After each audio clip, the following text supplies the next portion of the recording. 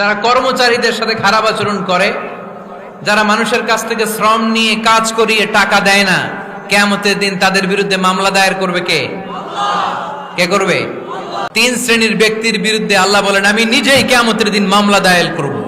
এক শ্রেণীর লোক হচ্ছে রাজুলুন ইস্তাআজারা আজিরান ফাস্তাউফা মিনহু ওয়া লাম ইউতি আজরা। একজন শ্রমিক ভাড়া করে তার কাছ থেকে কাজ নিয়েছে, কিন্তু তার পারিশ্রমিক আদায় করে নাই। এরকম আছে না নাই? দাপট দেখায়। দোকানে যে পণ্য কিনে বিল দেয় না, পরে দিমু, আছে না নাই? কিয়ামতের দিন আল্লাহ তোর এই মাস্তানি ছুটাবে, চিল্লা এখন ঠিক কিনা? আনা খাসমুহুম, আমি নিজেই তাদের বিরুদ্ধে মামলা দায়ের করব। কথাটা কার? আল্লাহ। এজন্য বিশ্বনবী বললেন, খবরদার, মেহনতি মানুষ, খেটে খাওয়া মানুষ, এদের দোয়া কবুল হয়ে যায়।